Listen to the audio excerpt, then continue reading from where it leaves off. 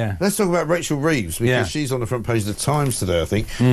Once again, deep into the mire of what she thought she was doing well, but in fact she isn't doing well at all. The Office of Budget Responsibility has basically told the Treasury that the estimates on the state of the economy are much worse than they were thought to be, and she's being told that when she has, and it's now been pretty much accepted, even though she denied it for a long time, that there will be some kind of statement in March. It might not be a budget, but it will be some kind of financial statement. And I was told this morning by somebody who knows more than I do about this, it can't be if it's not a budget, they can't cut tax, they can't raise taxes, right? So they'll have to cut spending, and they will have to go to all of the Treasury people and say, right, here are the departments that we want to see cuts made in. And I don't think they're going to be able to do it, because the civil service has been doing this for a very long time, and they'll just go, nah, don't think so. Well, they're still every day they're still advertising for diversity hires.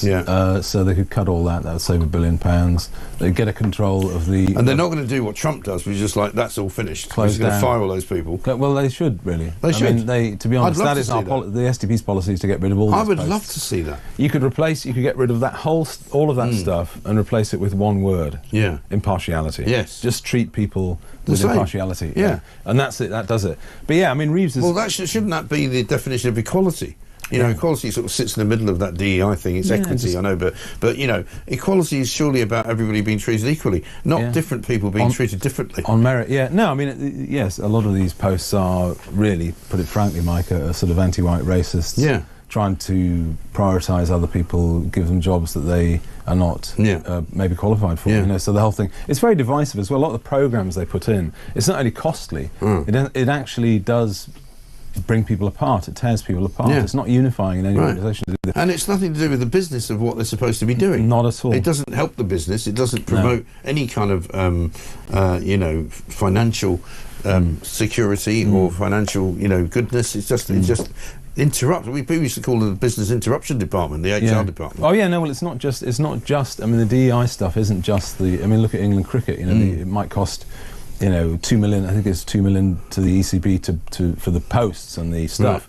But someone calculated the extra cost to every club and every county and implementing all this. Because they have to do many times more. Many times, so it's much more costly than you think. But yeah, no, Reeves is in a little bit of trouble. She left herself about £9 billion, just short of £10 billion headroom, which is the difference in outcomes. That's her headroom. That's gone. I blame her primarily for this, because the budget was a disaster. If you have doom and gloom, sentiment goes down, investment goes down, production goes down. Shouldn't be surprised that people believe you.